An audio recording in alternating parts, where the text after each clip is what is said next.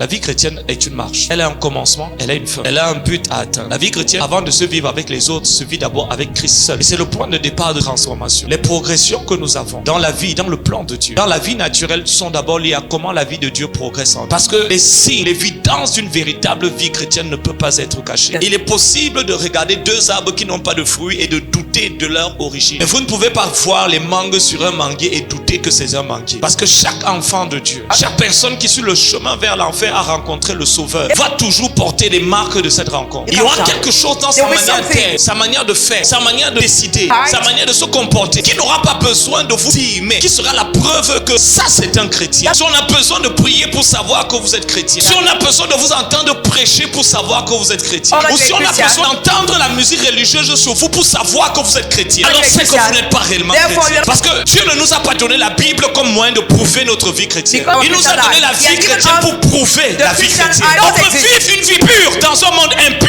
Il y a des personnes sur cette terre, devant les choses qui font domper les autres, ils trouvent une opportunité de démontrer à Jésus que c'est lui qui est la première place à leur vie. De Genèse à Apocalypse, même si la majorité s'est corrompue, il y a toujours eu un reste fidèle. Ça n'a pas juste été dans une époque, ça a été dans toutes les autres époques. Un reste fidèle à Dieu. Des hommes et des femmes qui, lorsque la déviation était générale, ils faisaient le choix impopulaire d'aller à contre-courant. Dans chaque génération, il y a toujours eu un peuple dont le cœur était beaucoup plus orienté vers la sacrificature. Ils ne cherchaient pas d'excuses. C'était les mêmes tentations, c'était les mêmes épreuves. Mais ces hommes trouvaient à travers l'épreuve la preuve de leur foi vis-à-vis de Dieu.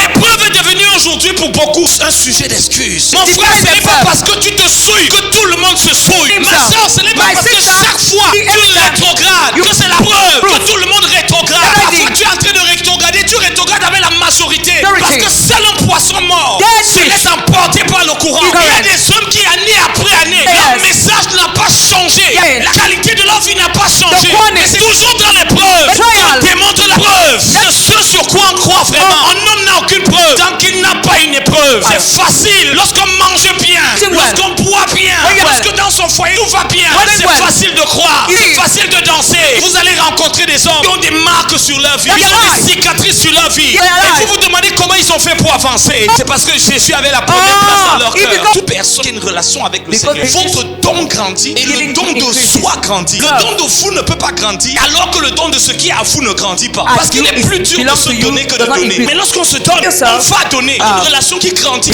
dans le don de soi. Et le don de soi fait grandir le don de ce qui est à soi. Parce que si un homme donne mais ne se donne pas, son offrande n'a aucune valeur. Elle n'est pas mieux que l'offrande de Caïn. Et lorsqu'un homme se donne, vous n'avez pas besoin de lui dire il faut donner ta dîme, il faut donner ton offrande. C'est déjà préparé. Il sait combien il va donner. Il donne à la mesure de comment il se donne. Il donne à la mesure de comment il appartient à Dieu. Toute personne qui a une relation avec le Seigneur, votre don grandit et le don de soi grandit. Le don de vous ne peut pas grandir alors que le don de ce qui est à vous ne grandit pas. Parce qu'il est plus dur de se donner que de donner. Mais lorsqu'on se donne, on va donner. Une relation qui grandit dans le don de soi. Et le don de soi fait grandir le don de ce qui est à soi. Parce que si un homme donne mais ne se donne pas, son offrande n'a aucune valeur. Elle n'est pas mieux que l'offrande de Caïn. Et lorsqu'un homme se donne, vous n'avez pas besoin de lui dire il faut donner ta dîme, il faut donner ton offrande. C'est déjà préparé. Il sait combien il va donner. Il donne à la mesure de comment il se donne. Il donne à la mesure de comment il appartient à Dieu.